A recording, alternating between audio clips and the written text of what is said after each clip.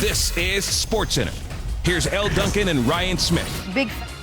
It's been a while, but you woke up in a world where Alabama is no longer the #1 team in the country, so is there still a path to the playoffs for them? Plus, after what we saw with the Chiefs, who's the best in the AFC? Mina Kimes is joining us, Ryan. Oh, love that. And in Philly, is the prodigal son returning? We'll have the latest on Ben Simmons' saga with woes coming up. All right. Lisa Salters is, of course, part of the broadcast, joins us now live from Baltimore. And Lisa, there was a ton of conversations last week about the Ravens, and they ran the ball instead of taking a knee in the final play against the Broncos, and they did that so they could tie an NFL record by going over in 43 straight games. Now they're going for 44 tonight. Why is that such an important record to break to them?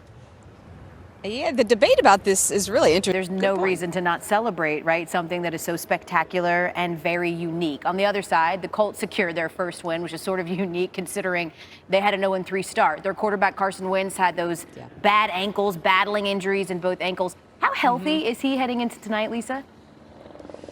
Yeah, well, It's what wish I could have been a fly on the wall to hear that. Oh, I know. It's what you know, Lisa. It's what my grandma used to call a come to Jesus meeting. And sometimes everybody's got to have one. Yes, absolutely. Sometimes you need that, right? Sometimes you need that. We always need you, Lisa Salter, so we'll get you coming up. That game coming up at 8:15 Eastern over on ESPN Monday Night Football. Thanks, Lisa.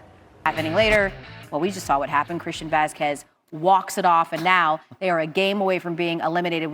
As we say hello to baseball insider Jeff Passan, who's joining us now. Recency bias is such a thing. Whenever something like this happens, it's like, are they going to look at this and change the rules forever? I mean, what are you hearing about this and how much controversy is around it? People want to change the rules inside the game because the problem with this, Christian Vasquez hit a 2-run home run in the next half inning and it wouldn't have mattered anyway. Well, life doesn't work that way. The Rays would have nation tonight. You really hate when something comes down to that, but it's one of those rules, right? Jeff's actually going to be back next hour, talk about everybody's favorite baseball topic. Are the Braves the sneaky? I'm kidding. We're not doing any Braves talk. They would not do any Braves talk. We're going to talk about the Astros and sign stealing. Thanks, Jeff. Yes, Elle. Yes, they are. Thank you. You're welcome. Thank you. Some Braves talk. Mina Kimes did. You see her all the time on everything, but also on NFL Live. And Mina, we just saw the Chiefs and the Bills. They're obviously headed in opposite directions. What does that mean for the AFC hierarchy, as everything is a referendum on that? Well, we should. We always talk about sort of it's the Chiefs versus the field when it comes to the Super Bowl. Yeah. They're not even winning their division right now. That would be the bout, or do you believe rather that the Chargers have what it takes? I know you think that the Bills are the best in the AFC, but do they have what it takes to contend with them? Yeah, I do. It's so crazy seeing those standings and seeing the Chargers with the Chiefs underneath them. It's like seeing a dog standing on his head or something. Just doesn't ever happen. My brain went there. Anyways, yeah, I do. I believe in the Chargers. They're really good. They're really balanced. Justin Herbert is an absolute. You know what? It's just one of those things, Mina, where because the Browns, to their credit, played a really mostly flawless game, but Justin Herbert already so early in his career just has that it factor where when it comes down to the end of the game, he's dependable in those situations, which is super rare. Mina Kimes joining us. You can see her on NFL Live and, of course, on everything around the horn. What else are you on? Debatable. Catch Debatable. Yeah, Catch the Debatable as well. Are we good with the shout-outs? We're good. Thank you. You know, marathons were among the first sporting events to be canceled amid the pandemic last year, and they are among the last to return.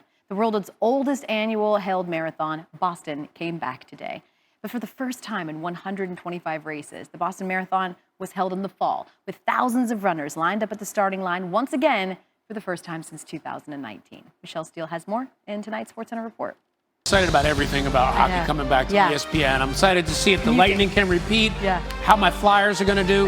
But more than anything, now every week I will get to say, release the Kraken. You do. You were very excited about that. I'm so excited about the Kraken. You were on air when we announced the name. Yeah. And you really got it going from there. NHL hockey is back where it belongs on ESPN. Tomorrow's opening night. And because the Kraken is your favorite, and I'd have to say the Ducks is my favorite, we took it over to Boomer to get our top NHL nicknames ahead of opening night. Enjoy. I can't wait to see this.